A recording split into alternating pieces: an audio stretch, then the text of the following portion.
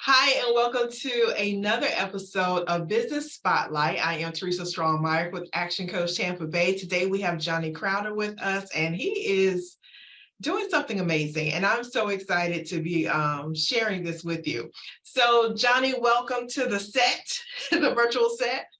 Thank you for having me. Of course. So tell us a little bit about yourself, your business, and how long you've been working on this. This is going to sound like a cop-out answer, but it feels like I've been working on it my whole life. Gotcha. We started, so I run a company called Cope Notes, and we help people improve their mental and emotional health with daily text messages. And I started working towards this when I was diagnosed with mental illness at a very young age. And then I started thinking, how the heck can I help other people who are experiencing this make a little bit of progress every single day? So the short condensed version is grew up with mental illness, then began treatment, then went to school to study psychology and how the brain works, and then put that to work by helping other people through something called peer support, which is basically using my lived experience with mental illness to support others. And now the company that I run, I've been running for almost 5 years now, and it's just a culmination of everything I described put into something that can scale way better than I can as a human being. Right.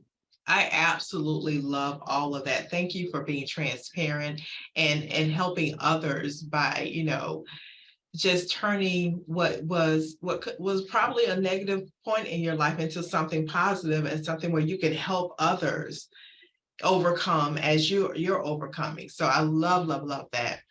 So tell me how this works, because I'm fascinated. Tell me how this works. If I sign up, what's going to happen?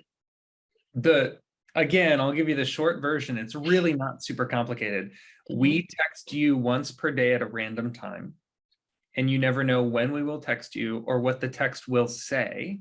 But that text could contain a psychology fact, a journaling prompt, an exercise, encouragement, health education information. You never know what we'll text you, but you know it's written by a peer with lived experience, which means it's written by someone who understands, who's writing, saying, here's something that helped me when I was going through it. And over time, these messages literally train your brain to form new neural pathways associated with positive thought and healthy coping skills and resilience. So literally takes 15 seconds a day. You read a couple text messages. If you feel called to, you can respond to the journal prompt in the text thread. And over time, brain gets healthier. So is it a number of people in the text thread? Is it just you? Tell me about that part. Just you and completely anonymous. So we don't have your name on file. We don't have your health information. All we have is a phone number to make sure we can text you, and that's it. So it's like your own private, confidential journal that reaches out to you once a day with an opportunity to improve and think and open up. Oh, I love this so much. I'm serious, because it's the fact that you've taken something that we have in our pockets every day, something that distracts us all the time with all kinds of things, and negative and positive, but you are putting something in their hands that's positive and right there in instant. I love that. We've even heard from people saying, I was caught, especially during COVID, we would hear people say, I was caught in like a doom scroll. So I was scrolling through all this bad news on Twitter, or I was scrolling through Instagram, looking at all these people like supermodels who are rich and how my life isn't like that, feeling bad about myself. And then a Cope Notes text pops up and it snapped me right out of it. And it made me think for a second, put down my phone and do something productive or talk to somebody or engage. And it just, stuff like that makes me so happy, because I think we demonize the phone itself, but really it's the way we're using the phone that's not productive. So the way we measure success is not how do we get people to use their phone more. We don't want people to spend an hour a day on Cope Notes. That's not the goal. It's 15 seconds a day, maybe 30 seconds a day. But after that, live your life in real life. Right, exactly. Oh gosh, I have so many questions, but I love this. And how do people get in touch with you? So how do we get on this list? All you have to do is go to copenotes.com and type in your phone number. That is it. I wish it was more complicated. I wish there was an application process and a questionnaire and a profile. Nope. Just type in your phone number and press submit. There's brilliance and simplicity sometimes, right? They're just like Totally. I think when I we was younger, like the reason why I wasn't interested in using a lot of resources was because it felt like there were a lot of barriers to entry. Like, oh, Mm, I'm trying to sign up and now I have to give them my like personal information. So now I'm telling them my name, my age, and my zip code, and now they know my health history. And I'm like, ugh, I feel like they know a lot of information. And then there's like, answer these 10 short questions about your, and I'm like, no, this is so much. So really we right, to make it as easy as possible for people to engage. right. And if it's something that you haven't shared with a lot of people, you're not prone to just open up and give all that information on the onset anyway, right? Yeah. Ah, I love it. Tapping into something that is just brilliant. What is your favorite success story with this or positive story? There's one that comes to mind that is just so moving, so incredibly moving. So we've served tens of thousands of people all over. We have like mountains of testimonials, so it can be hard to choose. Mhm. But this one jumps out in my mind every time I get a question like that, which is there, and this is a very severe kind of scenario. Like lots of people use Coke Notes who are not struggling at all. They're not living with a mental health condition or a diagnosis. They're just working to improve their mental and emotional health, just like we brush our teeth every day to Mhm. take care of our teeth. There are people who use Coke Notes, tons of people use Coke Notes just to take care of their brains. But Yeah.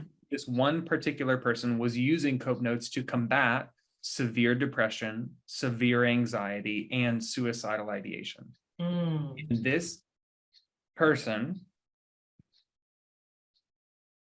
I'm trying to think of how to word this in a way that is short because it was kind of a long story, but basically, this person had decided that they were going to end their life Mhm. and they climbed to the top of a building in order to Yeah. jump, and they saw seashells that, have you ever seen that concrete that's like a composite of concrete and seashells? Yes. Uh-huh. So the ledge of the building was lined with seashells, Mhm.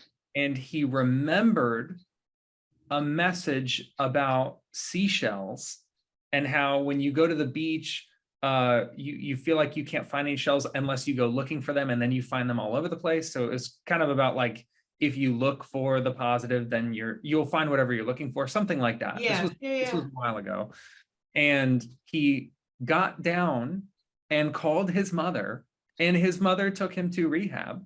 Oh He man. let us know after he got out of rehab. And I was just like absolutely floored. And we get messages like that all the time saying this one little thing from this one little message. Sometimes the message comes in right in that moment when they need it. Other times something Mm. happens in their life and they remember a message from 2 or 3 months ago and something clicks. And I'm telling you, I get goosebumps every time. It's the coolest job in the world.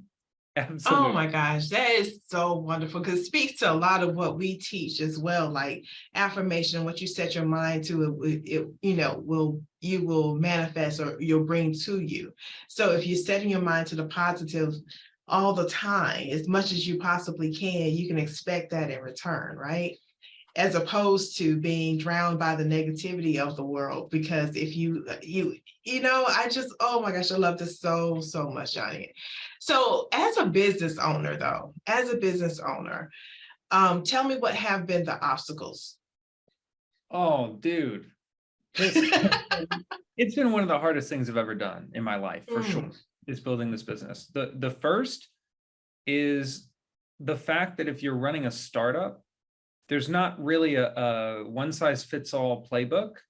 Like, for mhm, example, if you're running a more traditional business with a proven business model and a proven product, like a mhm, shirt print shop or something, or a restaurant, right.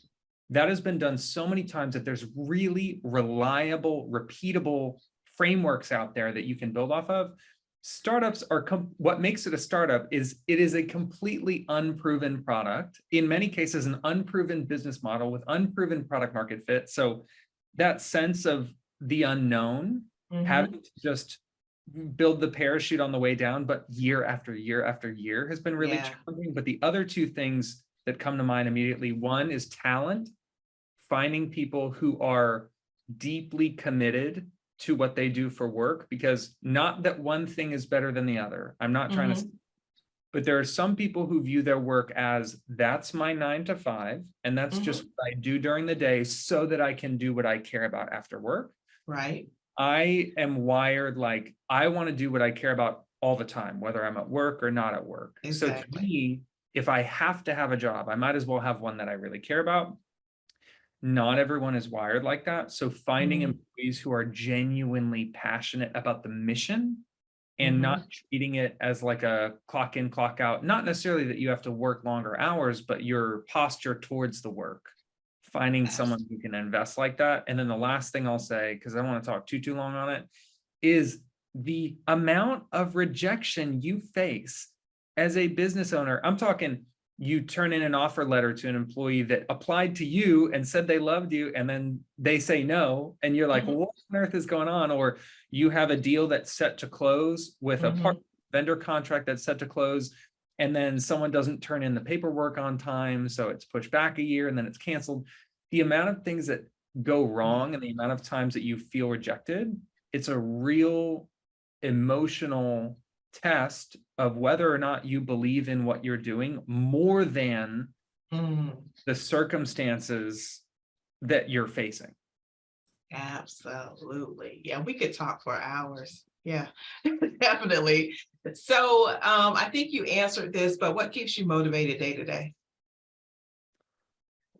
A few things come to mind. First is I am a suicide survivor.